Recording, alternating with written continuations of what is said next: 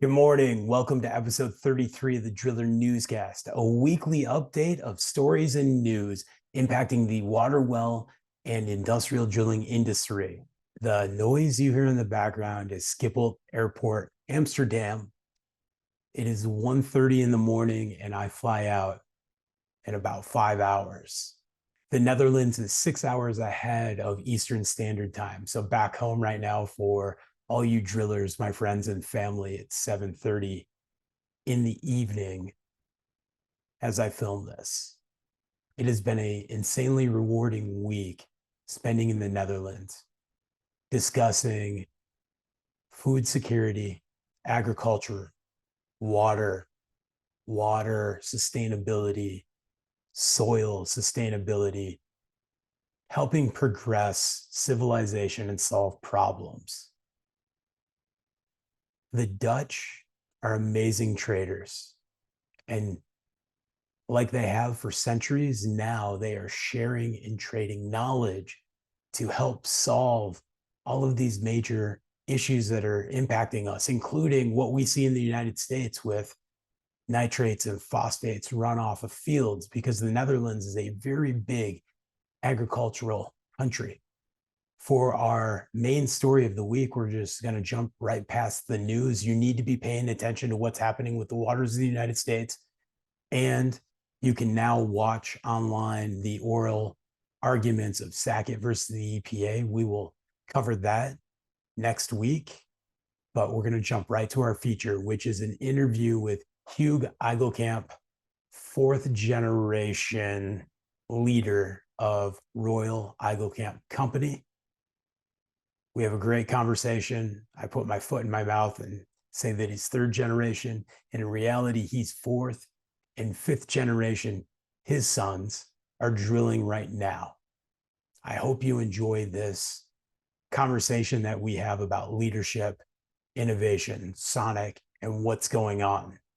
The drilling demonstrations that I experienced this week, along with all the rest that's happening here in the Netherlands to help solve problems that are also joint collaborations with United States companies and companies from around the world, was awe-inspiring. But before we jump into this great conversation, let's talk some safety.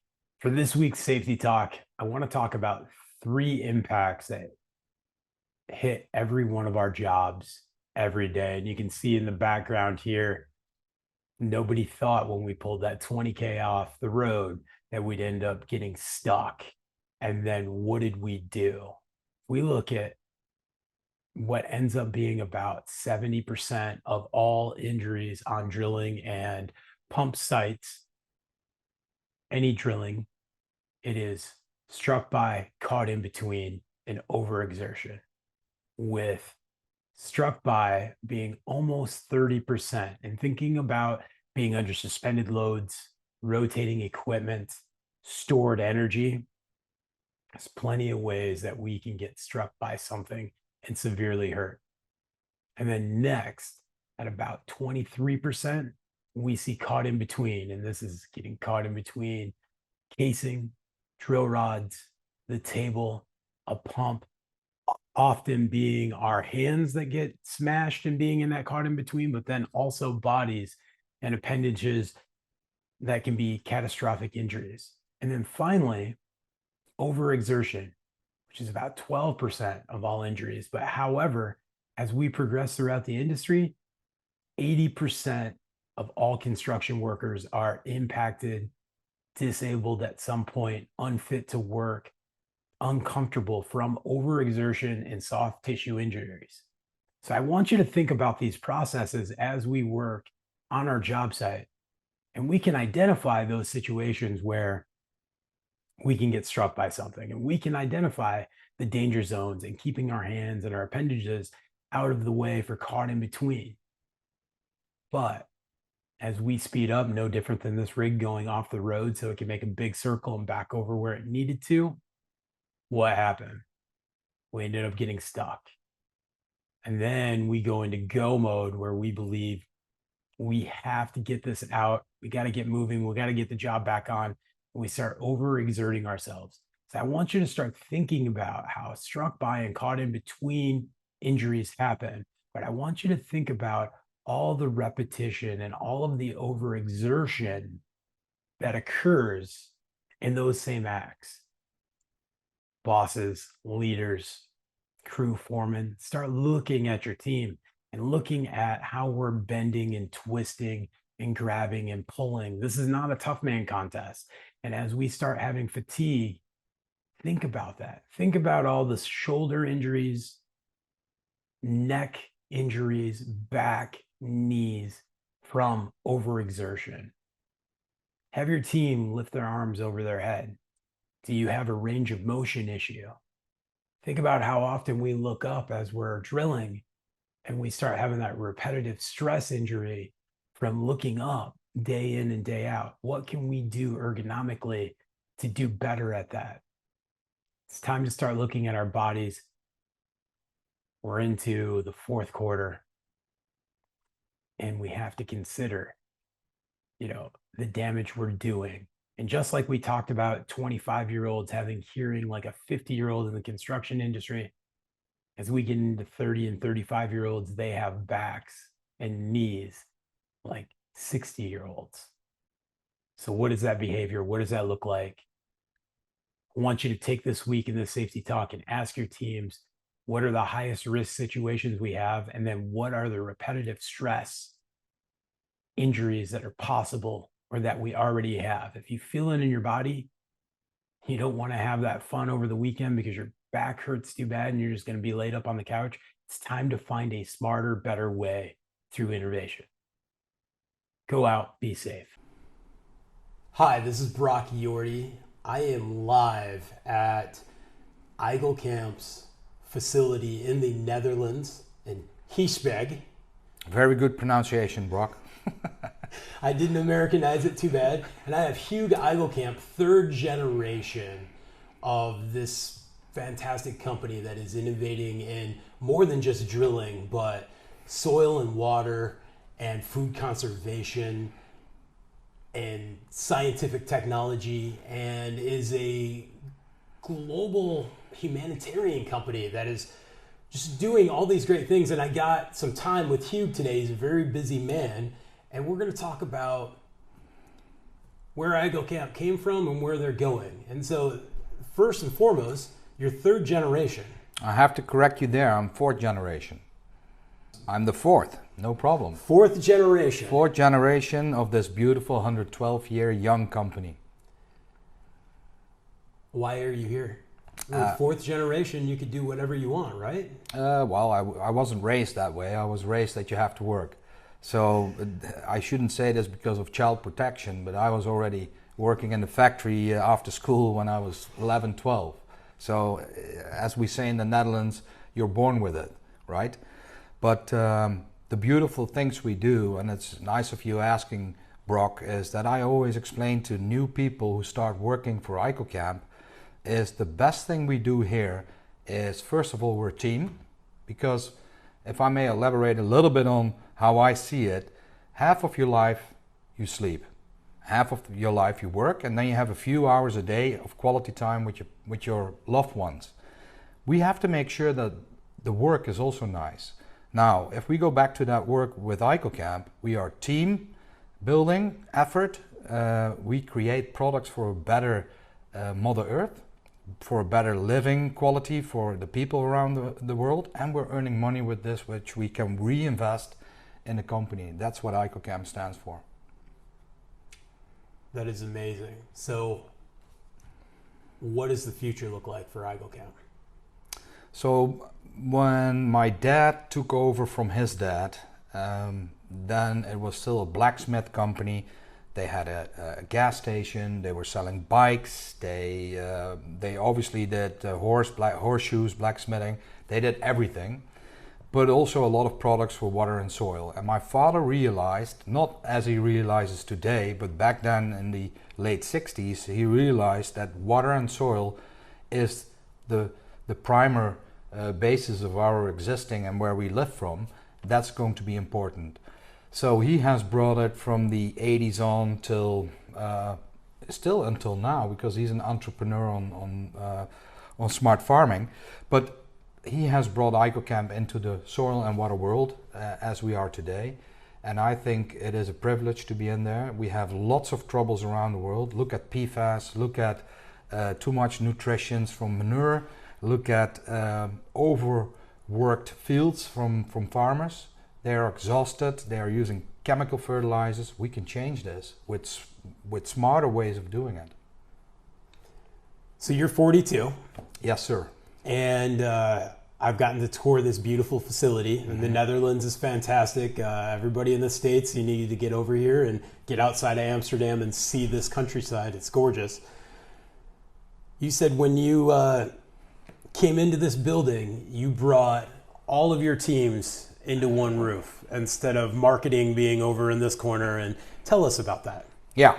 So because we are a 112-year young company, the dynamics of business created different businesses back in the days, which used to be Sonic Sam Drill, it used to be Ico Camp Soil and Water, the Academy, GeoPoint, and several others. Beautiful, but you do see that the synergy between those businesses can divert because they work on their own island. So when I became CEO, I said, what we create at Ico Camp, if we have that all together, it's a life cycle for soil and water related turn integrated solutions. We need to bring everybody together and work together. So what I basically did is I brought everybody working externally with clients, R&D, the directors themselves, including myself, projects, business intelligence, we're all in one building talking every day. That's from the coffee machine till you walk through the hallway and you bump into somebody and it's quickly like, hey, how is this going, this going? That interaction is important. It's very important. I've also noticed a large majority of your staff is young, for our industry where the average age is in the 50s. You never believe this. The average age is our age. So it's 42. It's a good age. Yeah, it's a very good age. So I'm here for a demo day. Tell us about the demo that's about to happen this week. Yeah, so we started this roughly 10 years ago, where we concentrate on an open day for everybody. Doesn't matter where you are from the globe, who is working with one of our solutions or products, and we show everything. So it's basically a day where you can go hands-on. It's a day where you can witness the latest innovations from Ico Camp. It's a day where you can talk to other end users. You can talk to all our specialists and basically make sure that you're up to date on what's going on. And when we started this, it was such a spectacular success that we said we keep doing this every year. Unfortunately, due to Corona, we were not able to do it for 2 years, but now it's there again. And I think we're going to see 350 people on Thursday. From around the world. Every continent. It's unbelievable. Yeah.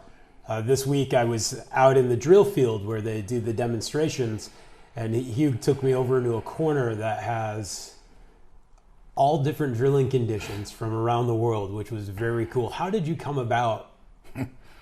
That's a good question. But we don't get me wrong, I don't want to sound as a too green person, but you have to think about sustainability in everything you do. And we had some clients from the Southeast Asia and from New Caledonia, and they wanted to do some pilot test drilling with Sonic.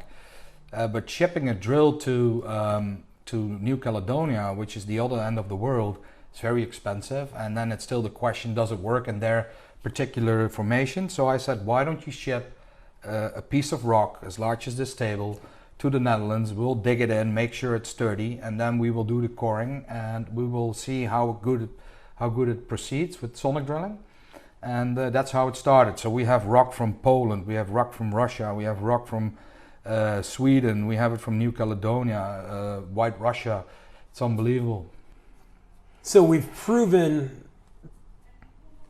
Eijkelkamp Camp sonic technology here, right at the back of the facility, with importing all of these rocks. Sonic, to a lot of us in the industry, seems relatively young, right? Give us a little breakdown on the true history of Sonic. Absolutely. It originates back from 1914, if I'm correct. Was invented by a gentleman called Constantinescu in Romania, and he already used it to penetrate granite rocks with the high frequency amplitude. Then it was brought over to Russia for advancing casing in the oil fields, and then it was taken by a gentleman, Mr. Basgan, to Northern America. And I think he actually was a professor of Bodine, making a mistake here. Mr. Bodine tried many different applications, from using sonic frequency on a ripper, on a dozer, till large sonic heads, mechanically driven, to advance casing and later on drilling. I think the big difference between that technology from back in the days and nowadays is that it's small and compact. Anyways, early 90s, we were asked by Shell oil company to come up with a better short hole drilling method for seismic exploration, and we built our first sonic head, and that was after doing a survey worldwide, and we found the technology from Bodine. So we took the idea of the eccentrics back to the Netherlands, made our first small sonic head, and then started exploring sonic drilling with this technology. And I can tell you, the first 10 years have been a disaster, because if you use sonic frequency resonance on a steel pipe, it goes from the molecules in the steel pipe till the molecules in the drill head itself, which is rotating and vibrating at the same time. So we've paid a lot of what I call expensive learning money, but it's also making us who we are today. Because Brock, I can tell you that many people have said, after 10 years of massive investments in sonic drilling, they said, why do you keep doing this? Well, we believe in this technology, and we do think it is the future. So we kept doing this, and I think this is why we are so successful today. It is the future. We're way past 30 years from your design here in the Netherlands to where we can go. I'm seeing rigs out in the field out here that not only promote the sonic technology, but you've incorporated safety measures and usability and remotes. And how do you guys continue to push the innovation envelope? Well, I think one thing is very important, and that is the team of people we work with. So we expect everybody with a good idea within the company to share this and try to make it a legitimate development. So we do have a lot of R&D meetings where we sit together and we evaluate each other's ideas to see if we all think it's legitimate, and if we say yes, boom, we go for it. For instance, the manipul, the robotic arm to pick up casing and rods, this is an idea which was born that way and is becoming a standard. It's actually very cool to see. Innovation is what made us 112 years young, from the start till the end, in different ways of industry, and I believe strongly in it, and that's why I also we have large R&D budgets for our teams to keep developing, because I think innovation is the future. The future, and I'm throwing this out, Huug has no idea I'm asking this question right now. Any of us drillers that watch big movies and we see Armageddon with Bruce Willis, we got any sonic or anything going on off planet yet? Not off planet yet, and I would like to say something about Armageddon, because I've been in the drilling field myself. Actually, I drilled in the early days myself, and it's always cool to see guys with a roller bit without a compressor penetrating really fast, right? So that's cool. No cuttings from the hole, nothing. It's definitely the future, but I would like to keep it on Mother Earth. So rare earth minerals are becoming way more important for all of us, because electrification, but also digitalization, is requesting that we can touch screens and that we have everything within our hand reach on our devices. But those minerals, they're not everywhere and anywhere. So I think the first market where, well, actually we're already doing it, is submergible. So we've already designed and built a submergible sonic rig which can go to 3,000 meter water depth, so that is 10,000 feet water depth, and it's completely remote controlled from a ship, completely automized. To drill on the bottom of the ocean. Minerals, my friend. Wow. And then the question is that sustainable? I think you can do that sustainable because what they actually do is it's in the Earth's crust, well actually the maritime sediments on the bottom of the ocean, and they drill 50, 60, 70 meters deep, and they have vacuum technologies to basically vacuum the ocean floor and take the minerals out, process it, and lay down again the sediments which are none of use. So I think it's very sustainable. That's amazing. We just learned something brand new to the industry. Thank you. Yeah, but that type of innovation, working on a submergible drill at those depths where you have to handle casing, drill rods, connecting your spindle, extruding core samples, everything you want to do on land, you now have to do that robotically. So that brings a lot of innovation to the land drilling as well. It does. Yeah. So Huug, beyond drilling, which we've talked a lot about today, what else is Ico Camp all about? So Ico Camp carries 7,500 products in its portfolio. Yes. 7,500. 7,500. And basically our product lines are CPT, cone penetration testing, sonic drilling, soil related products for hand augering, but also soil testing, geotechnical testing, laboratory testing. Then we have a business line called water, where we do everything for quality and quantity measuring and monitoring. And then we have a business line called Soil Life, which is a natural ingredient fertilizer, which we can touch on a little bit more later on. But those 5 business lines involve a lot of different products. With 7,500 products plus, what are you most excited about right now that Ico Camp has come out with? Well, we have some exciting stuff coming up for the Sonic business line and the CPT business line, but you will see some of those this week during the demo day. Another one we have been working hard on is called Ico Camp Soil Life.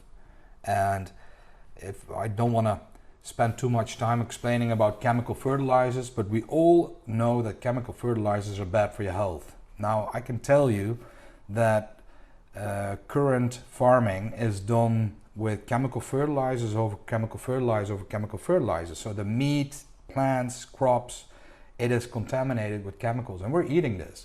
Now, that's crazy. That's crazy. Plus, the Mother's Earth is exhausted by this, and therefore they have to use more and more chemicals for the next harvest.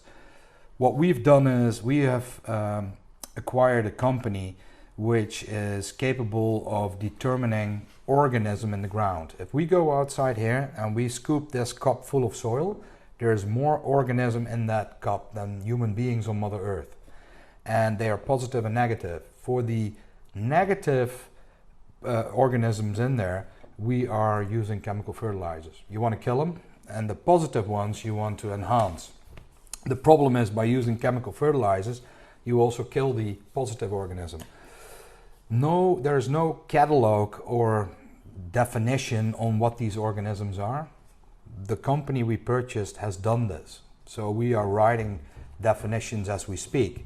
So what we have done, Brock, is we have been able to basically define the positive organism, and we keep the negatives alive as well, but we have found the food, natural food, for those positive organisms, and we call that compost tea. So we basically take rotten crop or plants and whatever natural ingredients, and we make a tea of this. We brew it according to the organism. So we always have to do a little analysis on the soil and the organism in it, and the results have been outstanding. And Fons, my dad, is going to take you around on Innofields tomorrow. You will see all the different type of crops we're growing. They are more healthy, they're larger, and they actually taste delicious. It's almost unbelievable. So I think that is a very nice business line for Ico Camp, because we want to be involved in the water. Crops and farming needs water. We have everything to monitor and to check, but also all kind of products to resolve issues. And then the next step is to make the mother's crust soils healthy again, make sure that everybody is eating good food. It sounds like a romantic thing, but it's doable. What's smart about that line of business is, in the United States, no different than here in the Netherlands right now, water and crops are so tied that one, I just covered that California pumps 26.4 million acre feet of water for 8 million acres of land in the United States. Mm-hmm. And what we see is we have runoff from nitrates, and we have runoff from phosphates and nutrients that are getting back into our waters, getting back into our watershed, and are negatively impacting us. But we need to feed our crops. We need to grow our crops. So to have a line of business that you have this water side, you have this sampling and drilling side, and now it's a complete circle. It is. And it's nice that you mentioned this, because one of the things I wanted to tell you about it as well is that we have many company values, and one of them is partnership. We are a small, medium enterprise company out of the Netherlands. We have a lot of knowledge, but we recognize that there's many more companies like us. They have a certain intellectual industry secret as well. And if you combine those by working together, man, that is so powerful. So what we did is on InnoFields, this is where we show and showcase all our technologies. We've also established several joint ventures, and one of them is Ico Camp Ozone Plus. This is done with a company from the United States, from New Mexico, Albuquerque, and they created a new patented plasma generator, creating a commercial reliable ozone. Now, ozone is the second strongest cleaning method on Earth as we speak. The problem is that it was never commercial reliable enough, and therefore it was very expensive. We think that we're almost there. This is going to be launched, we think, somewhere in 2024, but this will create a whole new market on cleaning water. Any last parting words for the industry? We will keep innovating for everybody. We hope to see you during our next open days here in the Netherlands. You're always welcome.